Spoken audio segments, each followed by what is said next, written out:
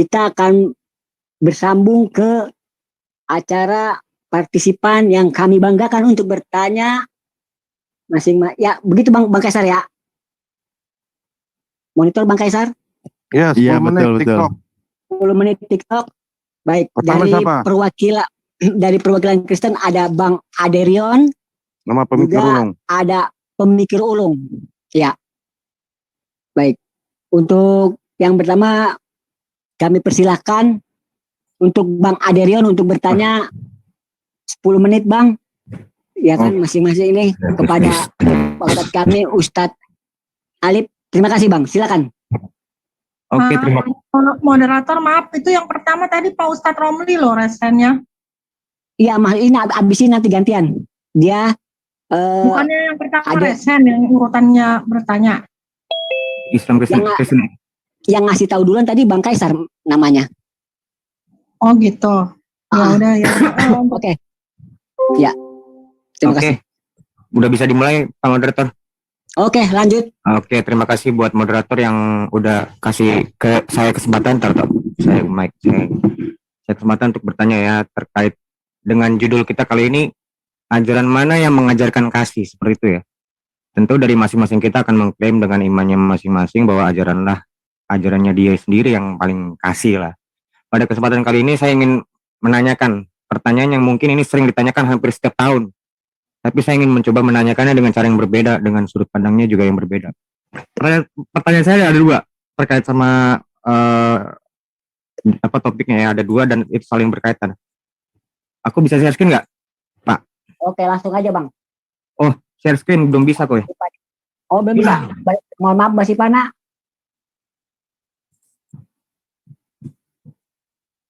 Imrus cabut dulu share screen-nya, nggak bisa. Oh iya ya. Oh iya. Maaf. Oke. Siap. Oke. Aku sebentar. Share sound. Oke. Nah ini kelihatan ya. Menurut saudara Alif, mana yang kira-kira di sini kan kita tentang masalah mengucapkan selamat Natal ya.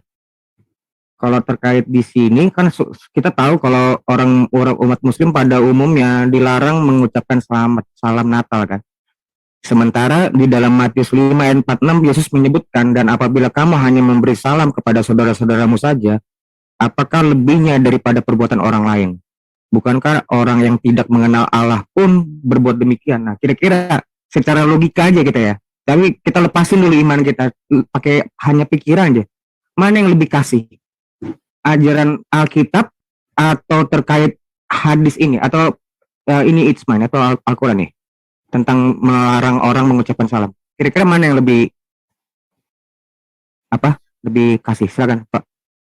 Oke, terima kasih. Mengenai ajaran kasih dan ucapan itu ya, tentu kami sebagai Muslim adalah di Islam. Karena apa? Sampai saat ini pun, ini kalau kita merujuk aja ya, Selamat Natal di tanggal 25 Desember pun itu sebenarnya merujuk kepada siapa itu nggak jelas. Bahkan salah satu literatur sejarah juga salah satu bukti kelahiran Dewa Zeus katanya kan. Tidak mungkin saya mengucapkan selamat atas kelahiran dewa gitu kan, atau beberapa yang itu diyakini Tuhan. Sama aja kami mengatakan bahwa selamat atas ada Tuhan lagi. Kalau ke Nabi Isa justru kami sangat tidak mau. Karena apa? Nabi Isa itu yang dimuliakan. Kalau selamat atas kelahiran Nabi Isa, saya rasa itu juga masih salah di tanggal 25 itu. Karena apa? Masih simpang siur sampai ini kabarnya bahwa tanggal 25 itu adalah kelahiran Nabi Isa gitu. Lalu mengenai keyakinan, kalau kembali ke keyakinan. Jadi yang benar tanggal berapa? Saya tidak mengatakan yang benar tanggal berapa gitu loh, biar kita rayain bareng-bareng. Hah? Yang benar tanggal berapa kalau bukan tanggal 25? Sampai gitu. Kamu ngasih duit 1 juta pun saya tetap nggak akan merayakan bareng-bareng gitu loh. Masalahnya sih, berarti bukan masalah tanggal kan? Berarti bukan masalah tanggal. Oke, lanjut. Iya, kan pertama mengenai tanggal ini kan lagi saya jelasin semua ini. Iya kan? Ya. Ketika sejarah membuktikan tanggal 25 itu kelahiran dewa, masa saya mengucapkan selamat atas kelahiran dewa yang dituhankan juga itu nggak bagus gitu. Lalu nah, ini kan namanya kan justru malah mencelakakan iman orang lain, menyalahpahamin iman orang lain. Sejak kapan kami menyebutkan tuh ini TikTok tuh bukan sih Pak ya? Bukan topiknya. Oh, sorry. Saya kira topiknya Bang. Ini topiknya Enggak. ajaran kasih bang. Moderator. Ajaran Loh, kasih. iya, bagaimana kamu bisa mengasihi orang salam kasih salam aja nggak bisa? Bagaimana Oh, kamu bisa ngomong gitu? Ya loh? udah, Itu kan ya udah kan gini tadi gitu. berarti. Saya tidak akan melebarkan ya. Saya tidak akan lebarkan begini. Di kami kan sudah jelas. Ini toleransi di kami dan ajaran kasih di kami. Ini bukti kasih di kami ya.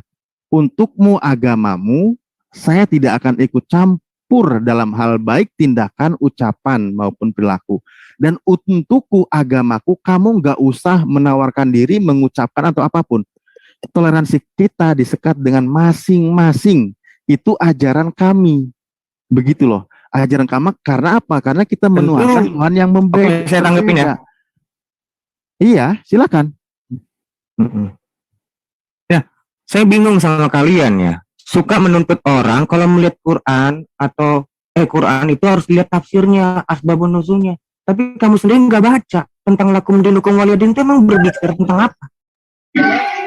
Mengucapkan salam, bukan. Pada waktu itu ada orang musyrikin menuntut Muhammad, kamu masuk musyrik sebulan, nanti saya masuk kamu sebulan. Itu ya kan, tuh kayak gitu nggak boleh. Oke. Itu cuma mengucap salam. Nah begitu. Iya, Coba, terima kasih. Terima kasih Bang Aderion. Ini salah satu bentuk tidak toleransinya lawan bicara saya. Kenapa? Dia menuntut untuk kami mengikuti, menyuruh. Bukan. Gitu. Lah iya. Saya mau minta kamu menilai siapa yang mengajak kasih di sini, Yesus atau Muhammad. Nah, Di ayat dua ayat tadi menurut kamu. kalau Anda diam, tidak menuntut ini, itu bukti ajaran kasih. Tapi Anda menuntut sama aja Anda itu minta diperhatiin gitu loh. Kami itu kasih ikutin dong kayak Hati kami. nurani kamu pasti ngomong Alkitab, bukan itu. Orang normal, kalau orang berpikir normal, Pak, Oke, moderator bang. pasti Alkitab Lucu disebut kasih. Lucu Bukan. gitu. Begini, oke langsung ke pertanyaan kedua aja deh. Ya. Itu akan jadi Lanjut bang. pertanyaan kedua aja. Ini nggak bakal mungkin dijawab jujur. Pasti. Bukan, nggak Nah, yang bilang kedua, gitu, mohon maaf. sekarang bentuk pasti nggak akan Lanjut, Bang. mungkin. Soalnya kalau orang normal pasti ajaran Yesus itu disebut kasih, Pak. Kalau kamu melakukan itu sama ada sesamamu, lalu orang jahat juga melakukan itu. Ya, nggak Nah, boleh. iya. Jangan menyimpulkan langsung sepihak bang. Oke. Udah langsung ke pertanyaan kedua. Langsung ke pertanyaan kedua. Saya nggak mau terlalu lama. Yang pertanyaan kedua saya, lalu penyempurnaan apa yang dilakukan Muhammad terhadap kitab sebelumnya kalau ajarannya nggak lebih baik? Menurut saya nggak lebih baik. Menurut saya nggak lebih baik. Kenapa? Kenapa saya mesti harus masuk Islam atau mempercayai bahwa Islam itu penyempurna kitab sebelumnya, tapi saya nggak pernah sama sekali melihat penyempurnaan di dalam Islam itu. Oke, saya tanggapi ya, jangan dipotong-potong nih. Anda biarkan dari tadi ya. Begini, Anda bingung ya, memang Anda memang bingung karena Anda bukan Muslim. Kalau Anda sudah tidak bingung dengan ajaran Islam, pasti Anda sudah Muslim gitu. Kedua, Anda mengatakan tidak lebih baik, ya wajar karena memang Anda tidak mengimani. Tetapi faktanya di Al-Quran itu adalah ketika dia mau meyakini itu ajaran baik, ketika dia menggunakan akal sehatnya. Makanya afala ta'qilun, apakah kamu tidak punya akal? Apalah tatadabbarun, apakah kamu tidak mengambil pelajaran? Apalah tadakkarun, apakah kamu tidak berpikir? Kan gitu. Misal contoh begini, dikatakan tidak lebih baik, ya tentu Al-Quran itu sangat lebih baik gitu. Tentu itu kebalikan dari pemikiranmu gitu ya maksudnya. Contoh ini aja beberapa ya. Contoh bagaimana ketika di Islam itu diatur segala sesuatunya. Saya bilang tadi ya, kalau tadi saya suguhkan ayat Matius aja, dia itu dikatakan alegoris, padahal ayatnya jelas, apalagi itu kedatangan.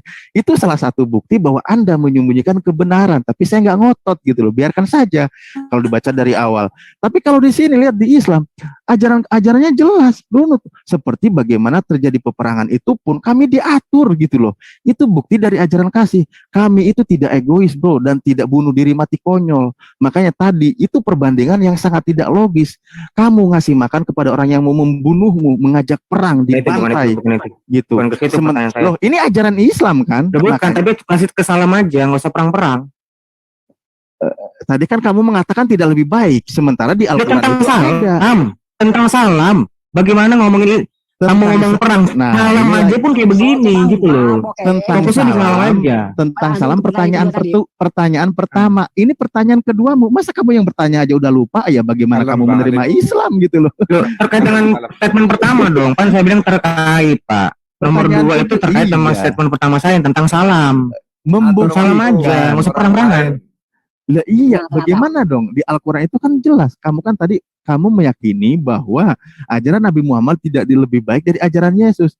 Sementara gitu di Yesus sendiri tidak mengajarkan Pasti. peperangan, tidak ada kasus peperangan, kan gitu kan? Pasti. Ya kalau perang Kenapa kan berarti kalau gini, konyol. Pak? Harusnya Tapi kamu dia kasih bilang, alasan kenapa Muhammad salam itu lebih baik ajaran Muhammad dibanding Yesus. Saya mau tahu itu fokus di situ. Kenapa kamu bisa bilang lebih baik? Sementara Yesus kalau Oke. kamu tidak kalau kamu membuat salam kepada saudaramu, Jangan orang cerita jahat. jawaban Bang Baik, Aderian. kalau gitu bukan, harusnya ngasih jawaban itu seperti oke. itu.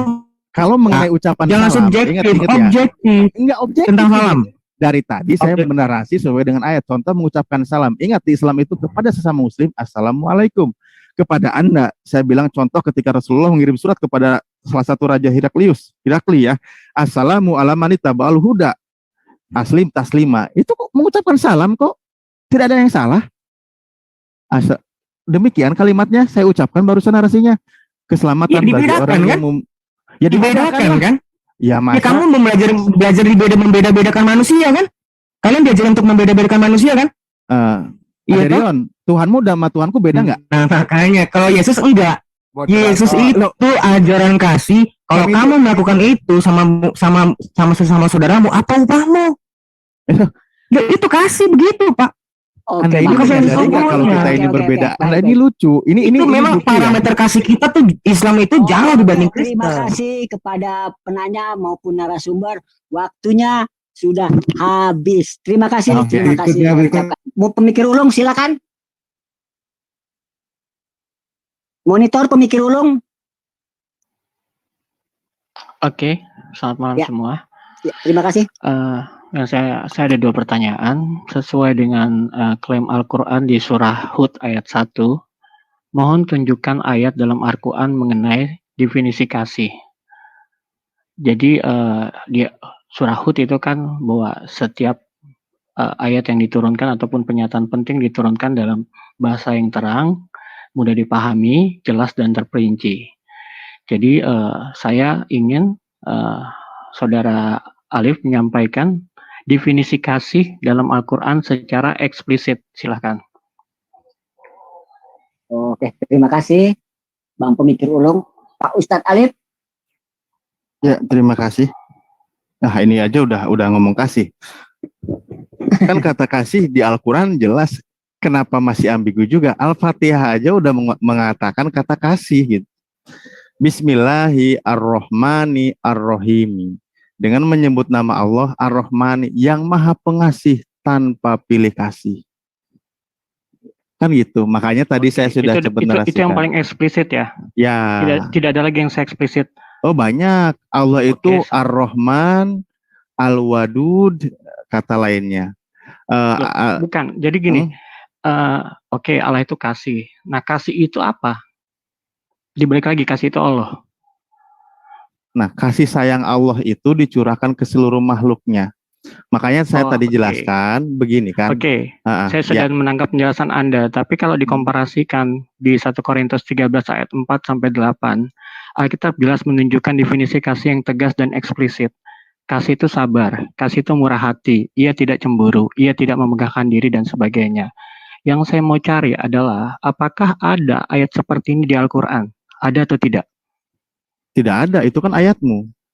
Lah, kalau misalnya tidak ada ayat, saya nggak bilang ini harus ada di Al-Quran ya, tapi bagaimana mungkin definisi kasih itu tidak ada di Al-Quran?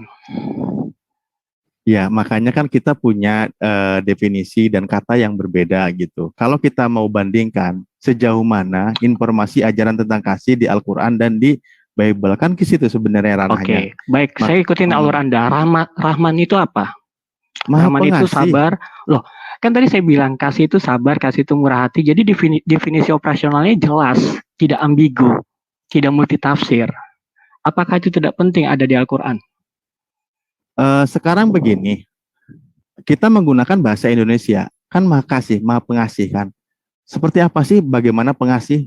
Contoh Tuhanmu mengasihi tanpa pilih kasih, saya bilang seluruh makhluknya. Ini di Islam ya definisinya. Ar-Rahman itu ya tanpa pilih kasih, saya bilang seluruh makhluknya mendapatkan kasihnya Allah, baik dia beriman atau tidak beriman. Ini misalkan ya Allah berikan kasihnya ketika orang itu dia bekerja, dia tetap dia mendapatkan rizkinya, karena yang maha memberikan rizki itu hanya Allah.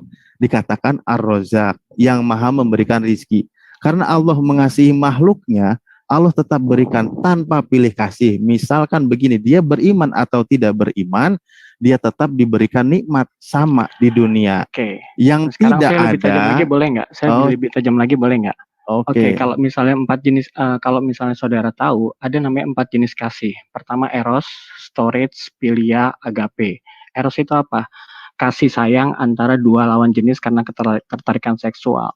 Storge itu apa? Kasih karena kerabat, hubungan darah. Philia itu apa? Kasih karena persaudaraan seperti kita. Walaupun kita berbeda, kita bisa saling bersahabat. Yang 4 itu agape, kasih yang dari Allah itu sendiri. Nah, dalam Al-Quran, bagaimana Anda bisa mengkonstruksikan 4 jenis kasih itu, dan Anda bisa memberikan pembedaan, serta definisi operasional. Silahkan. Ya, terima kasih. Justru di Islam itu sangat jelas ya, bagaimana ajarannya kepada sesama manusia, bermuamalah, dan lain sebagainya. Saya juga tadi sudah sempat katakan. Ketika Allah, sementara kan saya gini dulu ya, Ar-Rahman itu Allah Maha Pengasih. Ingat, ketika sebatas kata kasih di bahasa Indonesia mungkin akan sempit, tapi ketika menjelaskan kata Ar-Rahman itu sangat jelas. Makanya yang tidak dimiliki oleh agama lain itu Ar-Rahim. Kan gitu. Makanya Ar-Rahman, Allah Maha Pengasih, seluruh makhluknya tanpa pilih kasih diberikan rezeki oleh Allah.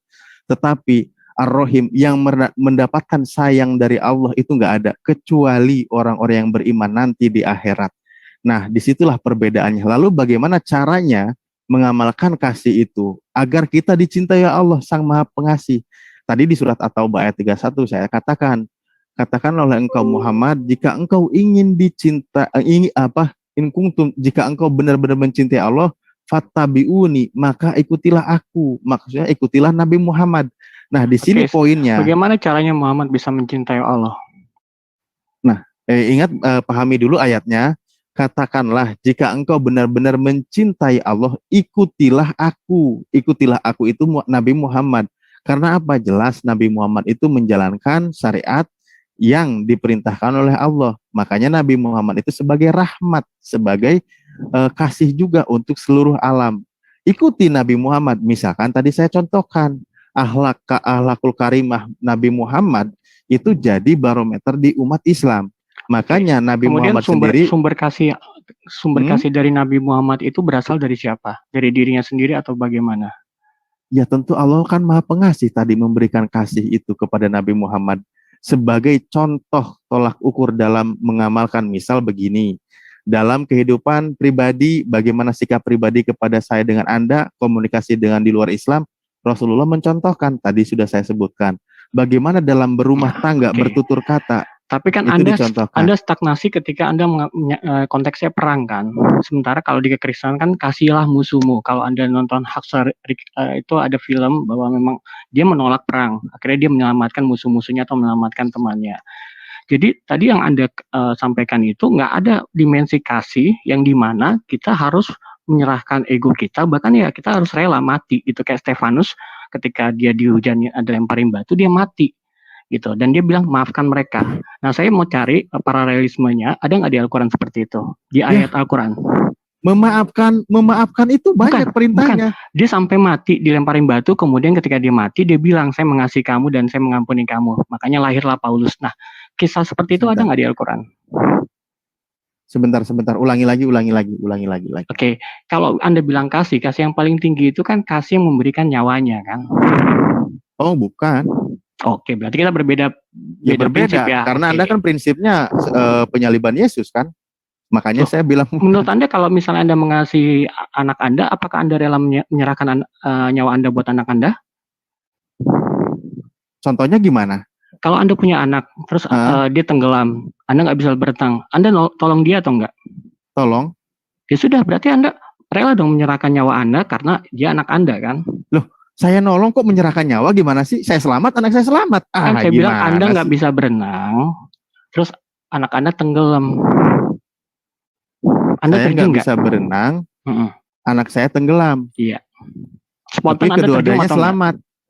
Bukan masalah selamat ya, tapi Anda kasih Anda itu Anda mau mengorbankan nyawa Anda. Jadi bukan tolak ukur loh maksud saya, Bang. Jangan dijadikan tolak ukur gitu. Kalau misalnya kita bilang mengasihi tapi kita nggak mau memberikan nyawa, itu gombal dong. semua orang bisa klaim saya mengasihi Anda juga, tapi saya nggak akan melakukan apapun juga buat Anda.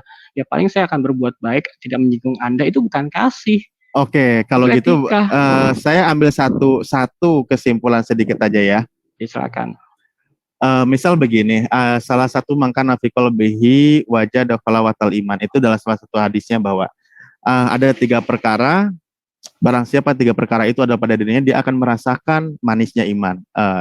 Contoh ketika ayakun Allah wa rasulih ahaba ilahi mimma siwahuma. Itu poin utamanya adalah bahwa terbukti bahwa di dalam diri seseorang itu Allah dan Rasulnya lebih ia cintai daripada selain Allah dan Rasulnya. Itu poinnya. Dan bagaimana mencintai, misal ini poinnya tentang ajaran kan ya. Saya bilang bukan tentang peristiwa bagaimana keadaan kondisi tertentu yang tidak berdasarkan kepada ajaran gitu. Kita bedakan pembahasan, oke?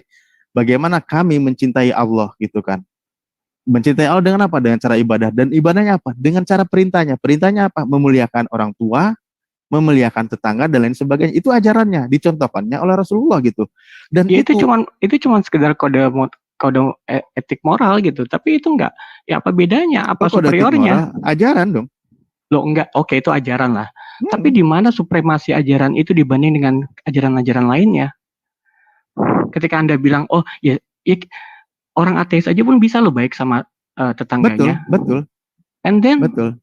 Itulah makanya Allah memberikan sifat kasihnya tanpa pilih kasih. Saya bilang tadi disebutnya Ar-Rahman. Nah, dalam salah satu ayat jangan arguing the cycle. Oke, saya sepakat bahwa Allah Anda makasih segala macam. Iya. Tapi kan praksisnya, artinya secara teologis untuk diimplementasikan, pertama tidak ada definisi. Yang kedua, tadi saya bilang bahwa definisi kasih itu harus rela mengorbankan nyawa, gitu. Ada itu di Alkitab bahwa seseorang sahabat rela mengorbankan nyawa, itu kasih. Nah itu kasih itu berarti nggak terbatasi oleh situasi-situasi. Oke. Sudah habis. Terima kasih Bang. Terima kasih Peneliti Ulung. Terima kasih Pak Ustadz kita, Ustadz Ali. Terima kasih atas jawabannya. Terima kasih juga Peneliti Ulung atas pertanyaannya. Oke. Sambung kita untuk pertanyaan berikutnya. Bapak Mir. Ya. Sebentar Pak. Dari Bang Don. Enggak, ada yang lebih duluan dari saya tadi. Saya baru resennya terakhir malah. Ada dari Pak Amir. Pak Ersa tuh lebih duluan. Silakan. Oke, terima kasih. Oh ya, oke Pak Ersa. Ya, saya dari bahasan tadi itu saya sebenarnya masih rancu dan bingung. Cinta kasih harus didefinisikan gitu ya. Wujud dari cinta kasih sebenarnya itu jauh lebih penting.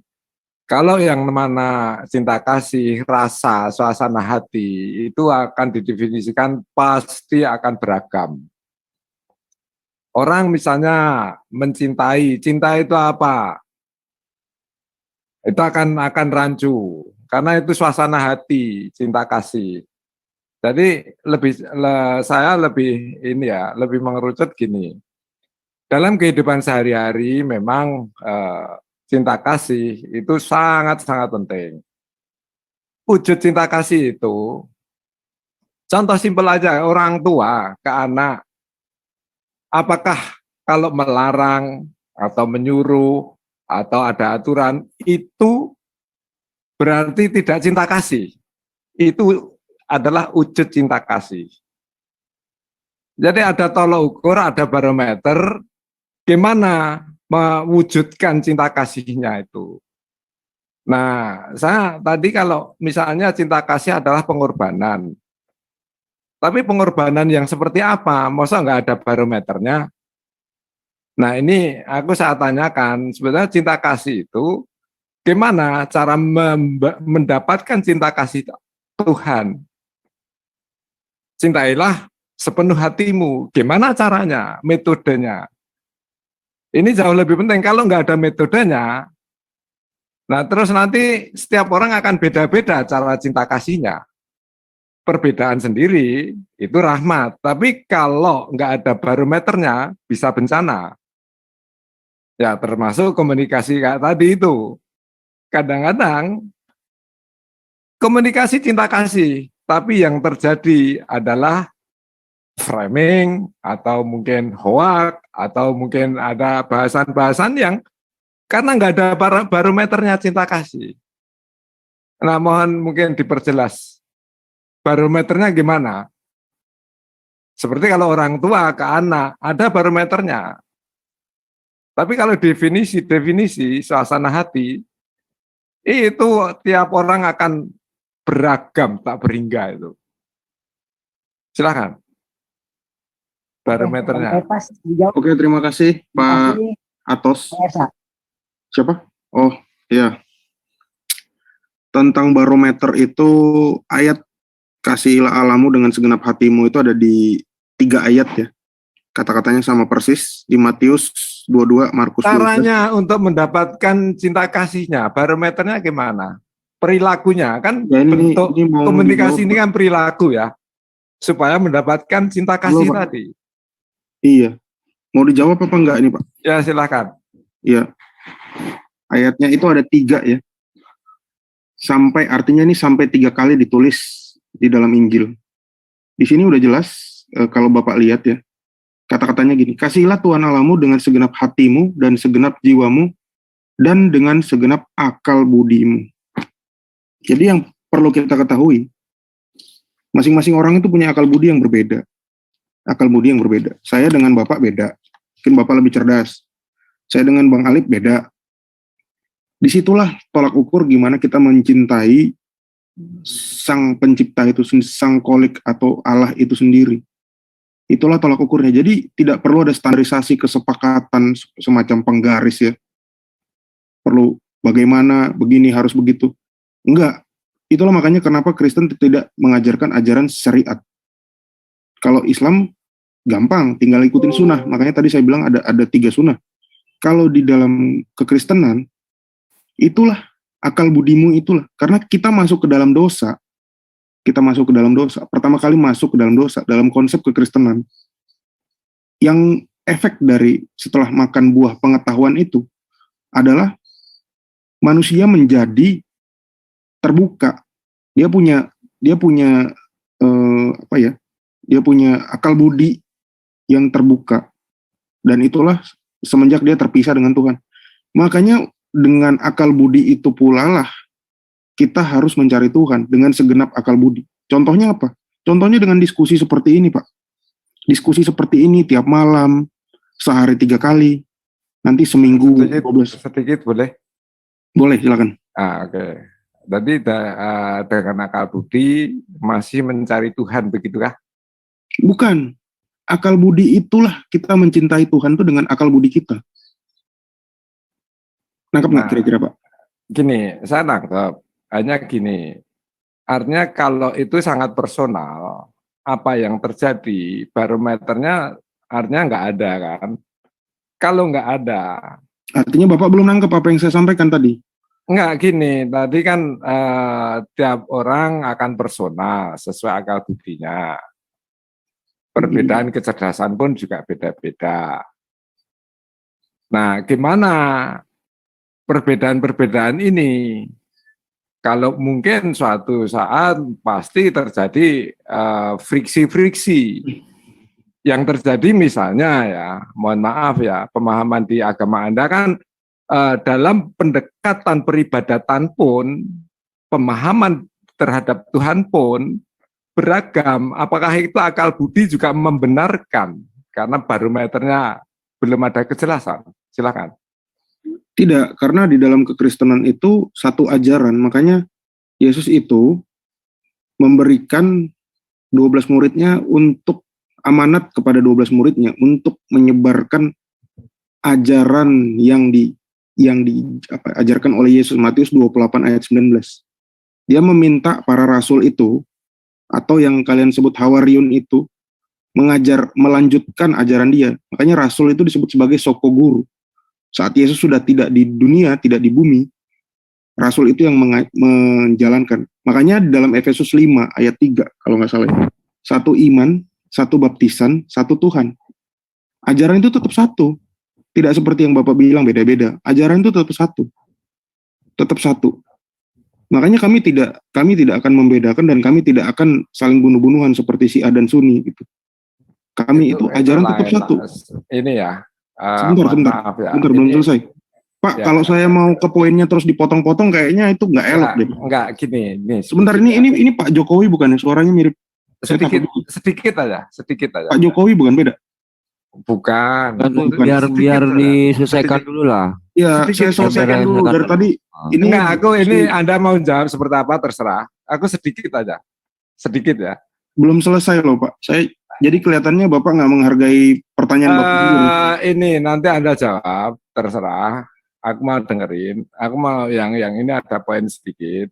Ya, yang saya rasakan, ya, cinta kasih itu tentunya tidak ada narasi-narasi yang sifatnya memojokkan, tapi memaparkan, kan intinya kan itu. Tapi yang saya tangkap itu kesannya memojokkan, bukan memaparkan. Nah, ini cinta kasihnya sesuai apa? Silahkan Anda menilai, nanti penonton juga menilai. Silahkan jawab. Oke, Bapak tadi masuk, lihat saya ini nggak? Lihat saya buka PowerPoint nggak Pak? Nggak kayaknya ya. Bapak masuk jam berapa? Silahkan lanjut aja terus. Nggak, saya nanya dulu, Bapak masuk jam berapa? Lihat PowerPoint saya nggak tadi? Aku nggak lihat. Nah, makanya Bapak bertanya demikian gitu Pak. Ya, Mungkin nanti silakan. ditonton YouTube-nya aja Pak, di FIC, channel FIC ya. Ya, silakan, Ya. silakan lanjut. Ya itu, jawaban saya itu. Karena saya akan mengulang itu buang waktu menurut saya. Ya, Kasihan yang lain udah nerima tadi. ya udah silakan. Iya. Lanjut pertanyaan berikutnya Pak. Masih ada 1 menit. Saya nggak tanya aku. Nggak nanya? Sudah kebaca kok. Silakan. Ya, udah Pak, belum. Ya, jadi seperti itu ya Pak ya. Kalau kami, saya tekankan lagi, bagi kami udah jelas ajaran kasih itu bagaimana. Karena diajarkan oleh pengertian kami terhadap Tuhan. Kami tidak pernah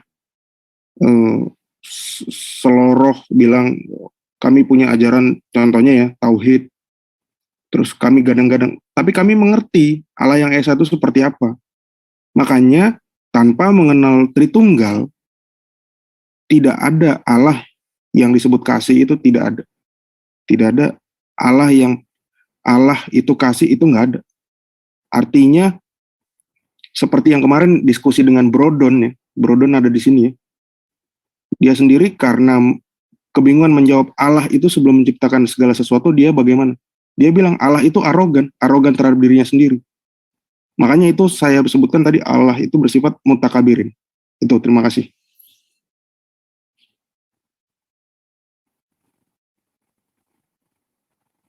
Lanjut moderator, udah habis waktu. Halo.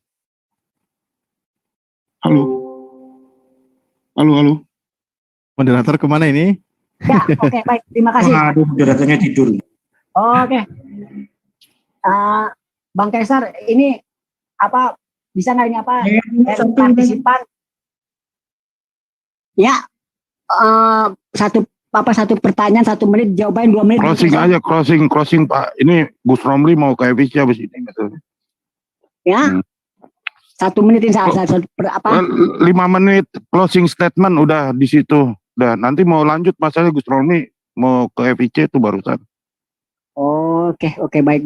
Terima kasih. Oke, closing dari pihak Muslim dulu Bang ya. Kan tadi yang pertama mulai dari Kristen Bang. Oke, Ustadz Alif. Bukannya tadi opening Muslim dulu?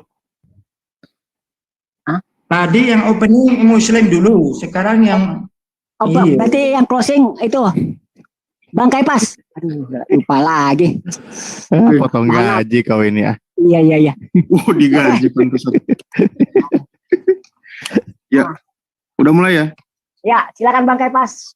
Ya, terima kasih pertama-tama dari FDLA dan moderatornya ini saya sangat suka ini, Pak Imrus. Saya langsung to the point tentang closing statement. Tadi dari penjelasan Bang Alip tadi, terima kasih juga.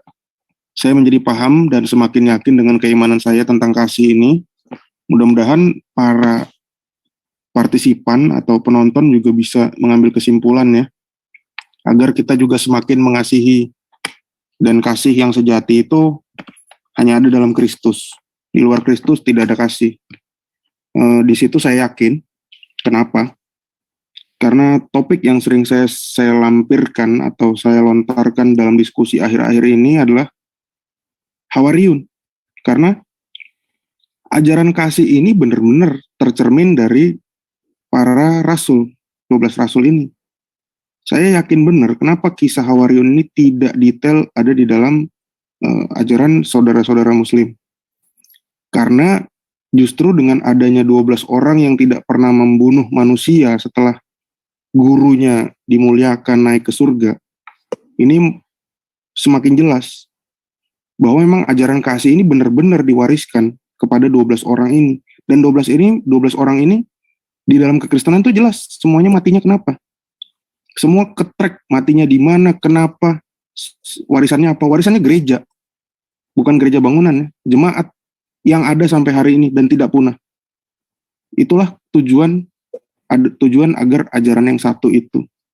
Sementara di dalam keislaman itu nggak ada, karena emang kalau seandainya ada, maka akan semakin runcing bahwa ajaran yang setelah ajaran Hawariun ini sebagai suksesi terakhir, ini menjadi duri dalam daging di dalam keislaman sendiri, di mana Nabi Muhammad seperti dikatakan Bang Alif tadi pernah membunuh, meskipun konteksnya jihad fisabilillah. Jadi justru adalah kasih ini tercermin dari ajaran Rasul, yaitu murid-murid Yesus yang terwarisi sampai sekarang. Makanya Kristen disebut ajaran kasih, dan itu sangat identik. Nah, berikutnya perlu saya jelaskan juga, kami mengasihi orang Kristen mengasihi sesama manusia, itu karena kami sudah mendapatkan keselamatan. Bukan kami mengasihi seseorang supaya kami diselamatkan, itu perbedaannya kita. Beda yang diiming-imingi dia buat baik supaya dapat permen, atau yang emang dia udah tulus gitu. Kayak itulah karena itu kita memanggil pencipta itu sebagai Bapa. Karena kita mengasihi Sang Bapa yang adalah sumber itu seperti ayah kita sendiri, nggak perlu kita pamrih seperti kita karyawan dan bos, tidak. Karena kita udah dapat karunia keselamatan yang dibuktikan melalui firman-Nya, yaitu Yesus Kristus, keselamatan itu sendiri. Gitu. Nah, kemudian saya lanjutkan lagi, termasuk di dalam keislaman ya. Keislaman tidak pernah mengetahui apa itu kekristenan, karena yang mereka tahu hanya Nasrani. Dan Nasrani bukan Kristen. Selalu yang dikutip syirik musyrik itu Nasrani. Nah, kenapa tidak disebutkan Kristen? Karena Kristen itu tidak pernah syirik dan musyrik. Orang Kristen itu dalam Kisah Para Rasul 5 ayat 22, itu ibadahnya di bait suci. Dan orang-orang Yahudi di zaman itu sendiri mengakui bahwa Yesus itu bangkit, Yesus itu mati dan bangkit. Artinya tuduhan musyrik dan syirik itu jelas tidak kena. Gitu. Jadi itulah itulah inti ajaran kekristenan tadi. Fokusnya adalah Yesus mengajarkan kasih, dan kasih seperti apa itu dijelaskan dalam iman Tritunggal. Karena Sang Bapa mengasihi Sang Firman sebelum dunia dijadikan, Sang Firman mengasihi Sang Bapa sebelum dunia dijadikan, dan kasih itu adalah kekal, dicurahkan melalui Roh. Kalau Roh itu kekal, Roh itu adalah Allah, karena yang kekal hanyalah Allah. Gitu. Kemudian saya pertebal lagi statement saya tadi. Saya masih membuka Japri atau data di mana ada gereja di dalam kerajaan Kingdom of Saudi Arabia. Itu saya masih membuka open ini ya, open PO ya. Apabila ada yang dapat datanya. Mungkin itu saja. Saya terima kasih atas kesempatannya, dan saya ucapkan terima kasih terhadap Duta Besar Kekristenan untuk Islam, Bapak Kaisar Agustus. Haleluya, amin. Oke. Terima kasih Bang Kepas atas closingnya.